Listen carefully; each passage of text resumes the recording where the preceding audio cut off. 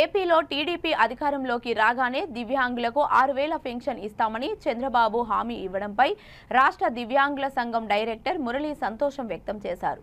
ఈ సందర్భంగా కుప్పం తెలుగుదేశం పార్టీ కార్యాలయంలో ఏర్పాటు చేసిన మీడియా సమావేశంలో ఆయన మాట్లాడుతూ చంద్రబాబు నాయుడు దివ్యాంగులను గుర్తించి వారికి 6000 రూపాయలు పెన్షన్ ఇస్తామని హామీ ఇవ్వడం పట్ల దివ్యాంగులు హర్షం వ్యక్తం చేస్తున్నారని తెలిపారు.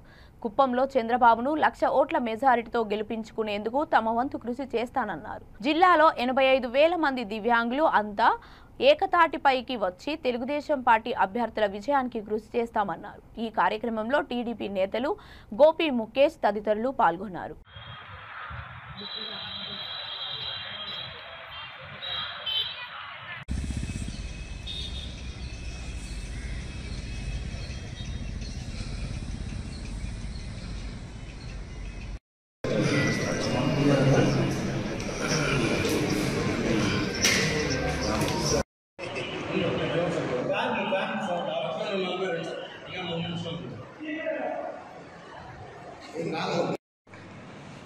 మన కుప్పం ముద్దబిడ్డ నారా చంద్రబాబు నాయుడు గారు మన ఆశా జ్యోతి, మన ప్రియతమ నాయకుడు ఆశా జ్యోతి, మన కుప్పం ముద్దబిడ్డ నారా చంద్రబాబు నాయుడు గారి కాబోయే సీఎంని మాకి కాబోయే సీఎం నారా చంద్రబాబు నాయుడు గారు 1,00,000 ఓటు.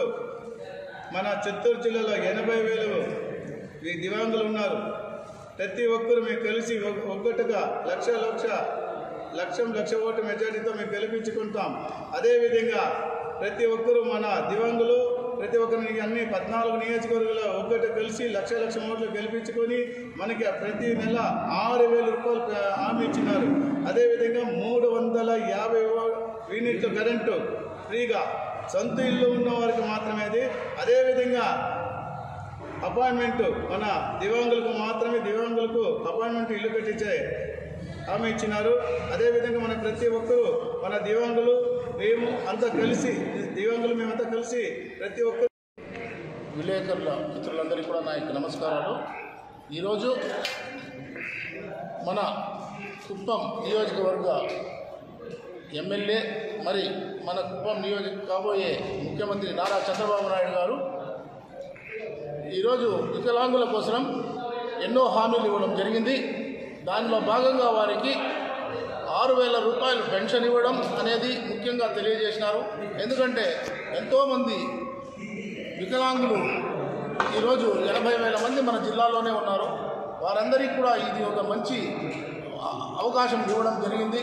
ఎందుకంటే వారు బ్రతికేదానికి ఈ 6,000 రూపాయలతో బ్రతుక్కునేదానికి కానీ వారికి కావాల్సిన మందులు అన్ని సౌకర్యాలుగా ఉంటుంది. అదేవిధంగా ముఖ్యంగా వారికి 350 యూనిట్ల వరకు కరెంటు కూడా ఫ్రీగా ప్రతి ఒక్కరికి కూడా వాళ్ళ పేరులో మీటర్ ఉంటే ఇచ్చే విధంగా కూడా తెలియజేయడం జరిగింది. అదేవిధంగా వారికి హట్కో ఇళ్ళు కూడా నిర్మించి ఇస్తామని వారికి తెలియజేయడం జరిగింది. ఉచితంగా ఇళ్ళు ప్రభుత్వమే ఇచ్చే విధంగా తెలియజేసినారు. కాబట్టి ఆయనకు ఈరోజు వికలాంగుల తరఫున మన కుప్పం నియోజకవర్గ వికలాంగులే కాకుండా జిల్లాలోని వికలాంగులు, రాష్ట్రంలోని వికలాంగులు అందరి తరఫున కృతజ్ఞతలు తెలియజేస్తూ ఆయనకు నమస్కరిస్తూ పాదాభివందనం చేస్తున్నాం.